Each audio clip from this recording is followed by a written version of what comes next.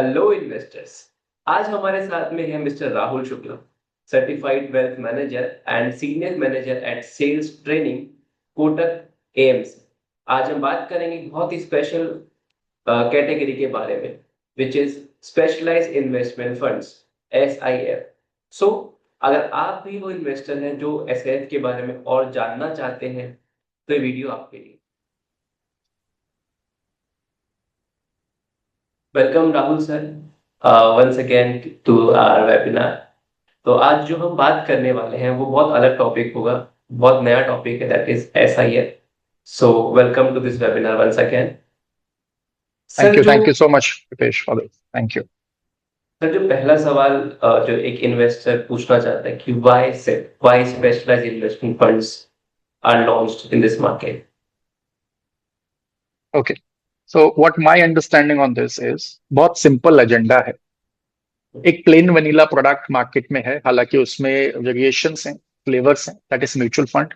Accessible है, easy to do है। आप जैसे बहुत सारे देयर आर पीपल जो बेसिकली एक्चुअली बेहतर तरीके से समझा पाते हैं प्रोडक्ट्स को और उनकी वेल्थ क्रिएशन की जर्नी को इनिशिएट करवा पाते हैं।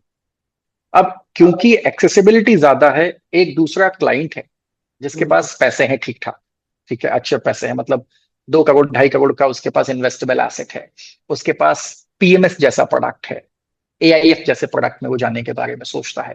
एक बीच का क्लाइंट है, उसके पास है 35-40 लाख रुपए। अब वो कह रहा है कि पीएमएस में मैं जा नहीं पा रहा क्योंकि उतनी एक्सेसिबिलिटी नहीं है, you need that much of amount. और म्यूचुअल फंड पे ऑलरेडी मैं इन्वेस्टमेंट कर रहा हूं, so I don't have anything new for that. 1 अप्रैल 2025 को सेबी ने SIF, specialized investment funds, as a category launch की, which is in my understanding is bridging the gap.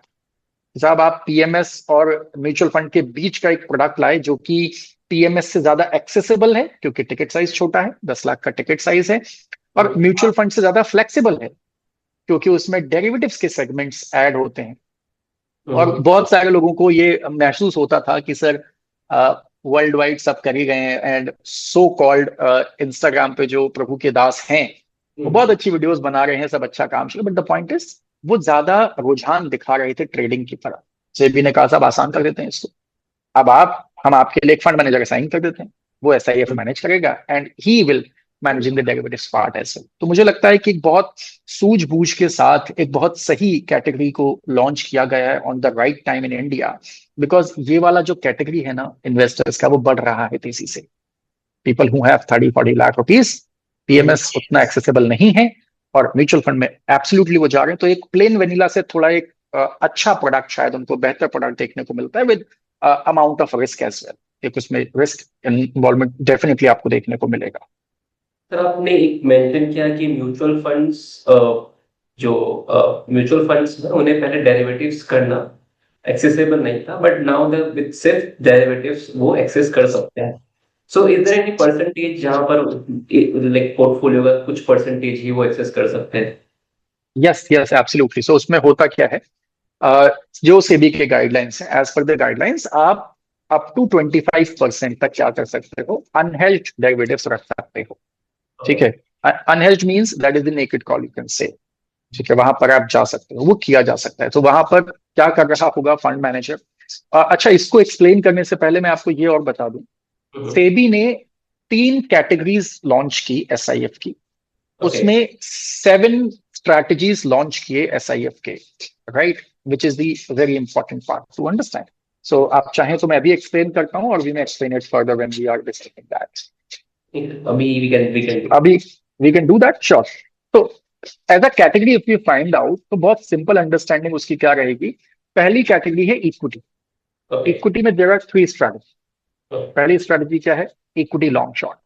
Equity long short में हम क्या कर रहे होंगे, जो बेसिक अंडरस्टैंडिंग है वो ये है कि जो हमारा फंड मैनेजर है वो अंडर वैल्यूड स्टॉक्स को बाय करेगा और ओवर वैल्यूड स्टॉक्स को शॉर्ट करेगा। तो अप टू 25% तक वो जा सकता है, ब्रॉड मार्केट एनालिसिस को ध्यान में रखते हुए। Second strategy would be same as this equity long short, but वो X100 होगा, इक्विटी X100 लॉन्ग शॉर्ट। उसमें क्या होता है कि टॉप 100 के बाद, यानी कि जेनरिकली अगर मैं बात करूं लेमैन लैंग्वेज में, मिड कैप और स्मॉल कैप में बेसिकली उसका एक्सपोजर जा रहा होगा मार्केट में, ठीक है, आउटसाइड टॉप 100। तो टॉप 100 के बाद 250 तक मिड कैप है, उसके आगे स्मॉल कैप, उसमें एक्सपोजर उनका जा रहा होगा। Third is which is of the highest risk in this, that is the sector rotation long short. Sector rotation long short में कॉन्सेंट्रेटेड बेट्स होंगे, और मतलब अप टू 4 सेक्टर्स में वो जा सकते हैं, और टेक्टिकल सेक्टर एलोकेशन यहाँ पे किया जाएगा। सो ये एक सेगमेंट था, एक कैटेगरी है इक्विटी की। दूसरी कैटेगरी इसमें आती है डेट की। डेट में देयर आर 2 स्ट्रेटजीज। पहला डेट लॉन्ग शॉर्ट फंड। सो यहां पर क्या कर रहे होंगे, हाई क्वालिटी डेट पे बेसिकली जा रहे होंगे और लो क्वालिटी डेट को शॉर्ट कर रहे होंगे। देन फोकस क्या रहेगा, क्रेडिट आर्बिट्राज कैसे बनाया जाए। क्रेडिट आर्बिट्राज बेसिक अंडरस्टैंडिंग के लिए मैं आपको समझाऊं, सो मैं सस्ता बेसिकली ले रहा हूं, मतलब मैंने जो इन्वेस्टमेंट किया है मेरे को उसमें रिटर्न थोड़ा ज्यादा आएगा 1-2% का, और मैंने जो दिया है दूसरे को वो शायद मैं उसको कम पे कर रहा हूं। सो that is how credit arbitrage works. Second इसमें आता है सेक्टोरल डेट लॉन्ग शॉर्ट। तो उसमें क्या होगा, मैं कॉन्सेंट्रेटेड स्पेसिफिक सेक्टर्स पे बेसिकली जाऊंगा, उनके डेट जो पेपर्स हैं उसको बाय कर रहा हूँ। Again the agenda is sectoral debt पे एक्सपोजर होगा, रिस्क कंपैरेटिवली आपको स्लाइटली अबव देखने को मिल सकता है, राइट। इसके बाद एक important segment with respect to sectoral debt की, जो डेट की लिमिट्स हैं वो क्या होगी, वो maximum 20% NAV in single triple A issuer. जैसे मान लेते हैं आप हैं रितेश जी, तो आप एक ट्रिपल ए बॉन्ड के इश्यूअर हैं या पेपर के इश्यूअर हैं, तो मैं टोटल इन्वेस्टमेंट का 20% से ज्यादा आप में इन्वेस्ट नहीं कर पाऊंगा। That is the maximum ceiling, right. वो कॉन्सेंट्रेशन रिस्क नहीं होना चाहिए। So the mandate for keeping the debt portion is same for all the AMC. Yeah, approximately that is the same for all the AMCs.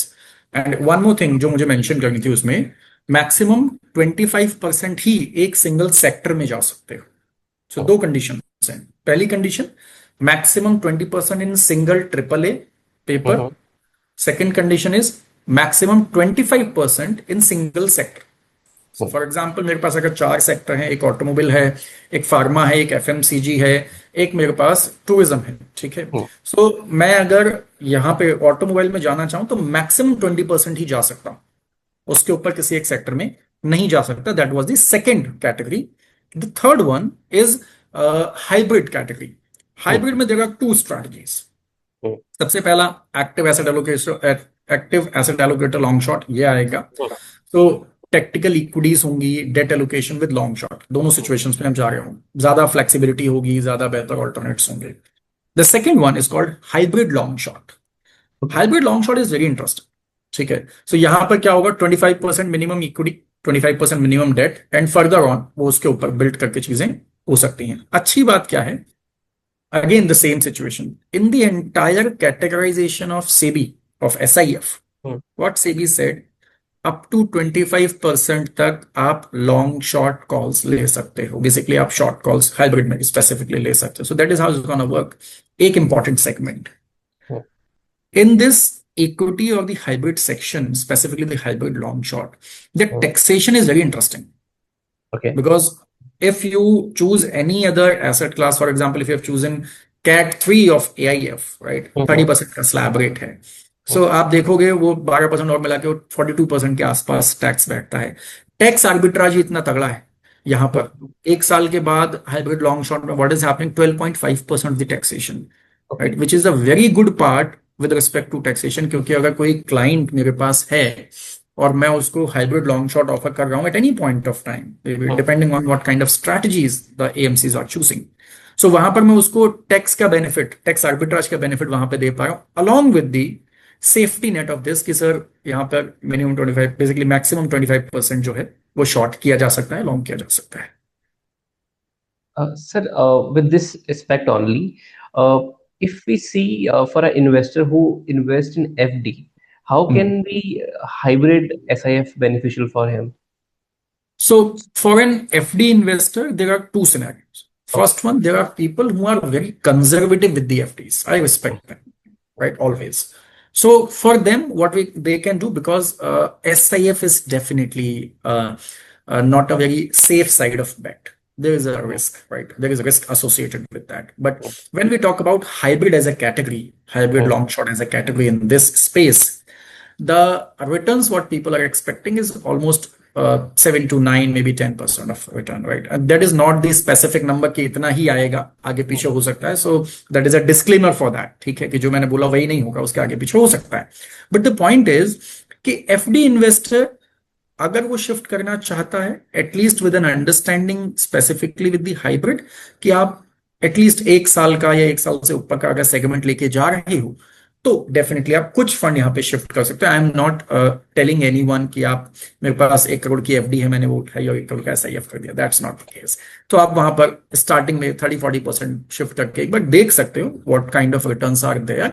Then you may feel, if you feel good, then definitely आप आगे जाओ. एक इंपॉर्टेंट बात मैं बता दूं which is really important, generally लोग इस पर बात नहीं करते.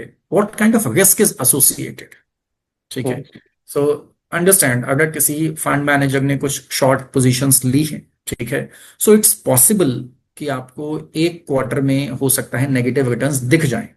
Possible, quite possible, acceptable. इसीलिए आई रिक्वेस्ट कि एटलीस्ट 1 साल या उसके ऊपर की बात तो यहां पर हो रही हो hybrid long short. Then it may makes more sense for people. And from the taxation point of view also, if Yes, somebody that's a fantastic one. That's why I mentioned the tax arbitrage is pretty good. if somebody is falling into a 30% tax slab, then for a short term period, then the taxation would be, अगर 12 महीने से कम का पैसा है, then it will be added into the income. If it is more than 12 months, then flat 12.5%. Yes, and that is a very good one. That's why I mentioned कि tax arbitrage का benefit मिलेगा. And that is the whole idea. If you remember, मतलब I'm not sure with the year, but why Maruti launched Nexa?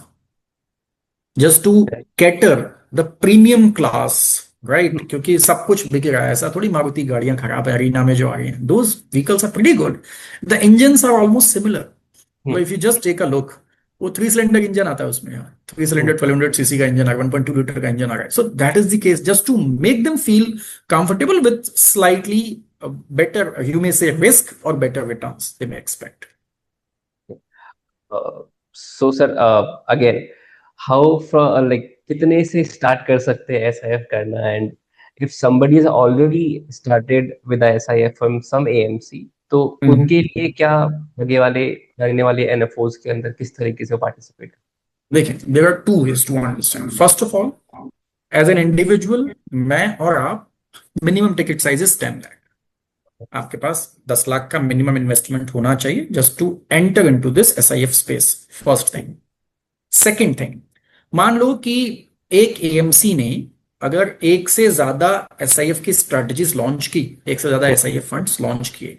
So for example, हमने ही अगर 4 SIF launch कर दिए और already आपका इन्वेस्टमेंट हमारे पास है, ठीक है, आपने जब हमारा पहला SIF आया, आपने उसमें 10 लाख रुपए का टिकट साइज से इन्वेस्टमेंट किया.